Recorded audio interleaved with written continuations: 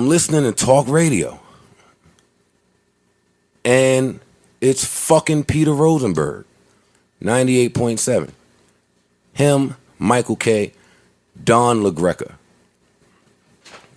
And he interrupts this bullshit Yankee talk they're having to say, hey, I know this is not a hip-hop show. And I know we don't cover hip-hop. But I'm in hip-hop. So I must report to you guys that Xxxtentacion has passed away. And then his two white co-hosts say, well, who was that? And the first thing out your mouth is, well, he was no angel? That's what he said? Yes. That was the first thing out his mouth. Well, he was no angel. I took a lot of offense to that, Peter Rosenberg. So I just want to give a special shout out to my old friend Joe Budden. Oh, wow. Congratulations. You played yourself. Joe Budden decided to go on his podcast and tell a story. To tell a story to his sad, emo friends. Wait, who are his sad emo friends? Well, Joe has a lot of listeners. He's very popular. So some of them are just normal hip-hop heads who love his podcast. But, he has his specific hardcore people, the ones who go chasing people on Twitter and Instagram. The sad emo He's ones. got like a button hive or something? The button hive, yeah. Their emojis would be like a cigarette and Timberlands and a syringe. A syringe? Whoa. I don't know. They're just depressive. But anyways, Joe has a specific kind of crowd. And Joe decided to go tell a story. And in his story, he talked about how me, someone he's known for 15 years, he heard me when I first learned of the death of XXX announce it on the Michael K. Show because I was doing my segment and I was so taken aback by it that I announced it. And when I announced it, I referred to him as a very troubled person. At some point, I said he's no angel. And I guess I could understand how if I heard someone only describe someone as that and had no context for who that person was or the place in which they were doing it, I could judge that person like, wow, that's kind of a cold way to talk about someone, even if that person was very troubled. They just died. They just died, right? I think I can understand how someone would say that. When I went back and listened to it, I was like, oh, that wasn't like the warmest death announcement. But as we all know, I've been very upfront for a very long time about my mixed feelings on X. That didn't change, sadly, when he passed away. So Joe told the story, though, as if I was someone he didn't know. As if I was a stranger. As if I was someone he couldn't have just texted him and like, hey, bro, you kind of said that kind of cold.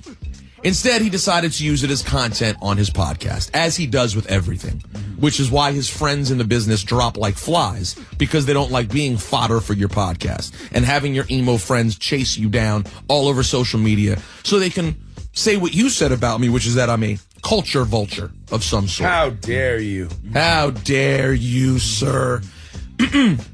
You don't contribute to hip hop. I know. You haven't made any contribution. Isn't it amazing that people who helped create Joe's podcast, which has done so well for him, and he never did anything to help them, yet he gets to call other people a culture vulture? It's amazing. Seems like the people who love the word culture vulture are people who have not paid people themselves.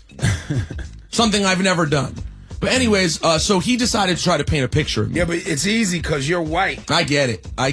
It's the plight of the white man. So, Joe, real quick, if you think because you tell one story about me to be cute with your little podcast fans that I'm going to back down or get scared because I'm getting L's and X's in my emojis, I meant what I said. It's a sad story. We said it eloquently. He could have watched our video that was 20 minutes long where we spoke in detail about it, but instead you tried to play me to your audience to get a little pop for your podcast. And in doing so, you ensured I will never F with you again, my G. Never. You are finished to me, bro. Because in a moment when people are actually upset about something and you decided to distort something I said, that's not something friends do. Yeah. You're finished, bro. Yeah. Finish. Yeah. Just like your career with one song 15 years ago. Just because I made it further in my hip-hop career than you did in yours doesn't mean you have to be tight, podcaster.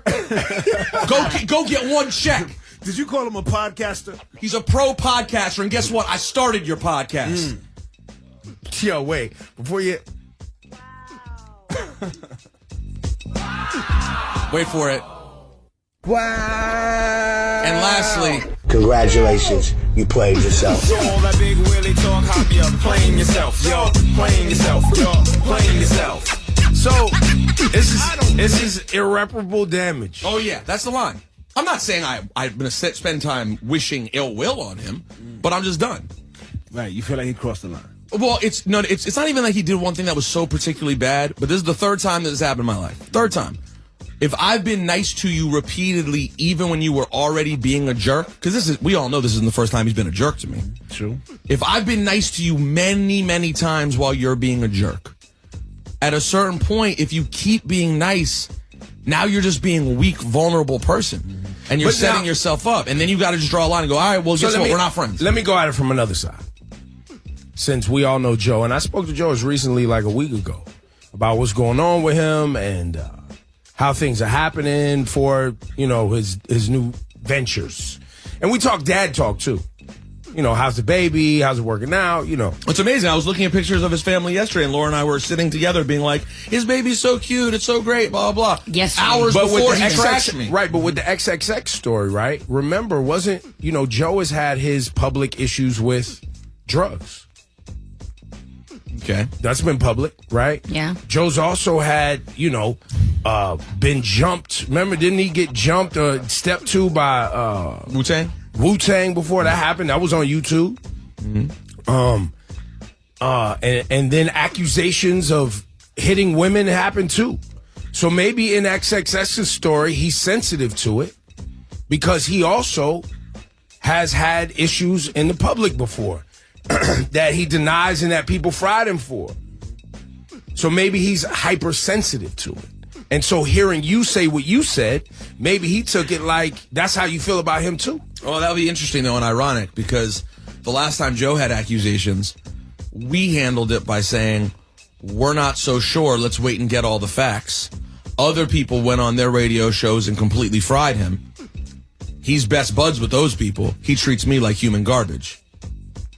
Well, I think that's a flaw possibly of his, that he treats people who take care of him and are nice to him like garbage. Like garbage. And he's done that repeatedly now, not just me, with other people, Right. too. That might just be who he is as a person, though. But I'm 38.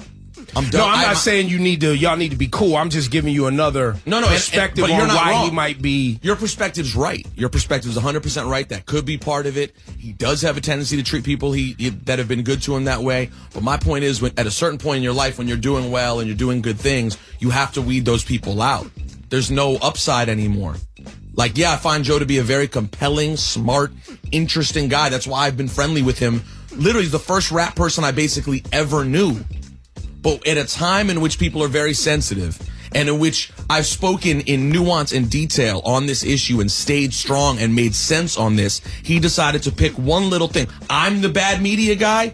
You're the guy who picked one little thing and put your audience on to me to have them attack me. That's a bad thing to do. I can't play games with you anymore, bro. Wow. Wow. It's okay to let it go. It is. Let it go. He was the worst member of Slaughterhouse anyway. Ebro in the morning with Laura Stiles and Rosenberg. On Hot 97. My life. Hey, yo, right, listen. we're gonna Hey, stop. no, here's Sorry. the deal. Here's how this works. Just so everybody's like, yo, y'all going hard. People use their tools to fight the battles that they have to fight. Rosenberg feels like Joe uses podcasts. Rosenberg's using his moment. I've seen this a million times. It's not. Listen, I'm being very honest about the fact that it hurt my feelings. So am I going to make jokes about you afterwards? Yeah. It was totally unnecessary. So I've been cool to you long enough. So listen, good luck. I'm never going to say anything ill or personal about him. I wouldn't do that. But I'm just done playing the game with you. So hopefully it all works out. George gets curved by Alicia. Saying that they got better bars than you, that they can rap on a track better than you, bruh. Nigga said he got 2 stacks on it. What you saying, bruh? 2 stacks, tell them bet 4. Let's get it. All it take is the beat, then I start snapping. Back to rapping, y'all been acting like it's about fashion. Rocking them skinny jeans and them purses. Niggas be dressing like faggots. Doing gay ass dances, but ain't saying shit when they rhyme. But if the beat's something they can dance to, then they think it's something they like. It blow my mind, these niggas be lying like they did crime, or they did time like I did mine. You can look me up in May 448-375. But I got caught cause I wasn't as smart as a nigga first thought. And my code's talk, but I still go hard. What the fuck you go? We can take it outside. I get you fucked up, boy, lyrical perfection. Never stressing, no worried about no bitch. I post up anywhere. Y'all niggas be acting scary around this bitch. I thought this was your hood. Why you keep on getting curried around this bitch? You said them was your fiends. Well, they keep on getting served. Them out this bitch. Yeah, DC to Don. Look how I move on them. You couldn't move like me if you put my shoes on them. Pillow talk with a bitch, she gon' put them goons on them. And if you buy my work, then you're not gon' lose on it. When the police come, I gotta get away like roll a window down, pop, then I get away. I be drifting on them hoes, and I hit corners like back tires go, front tires go.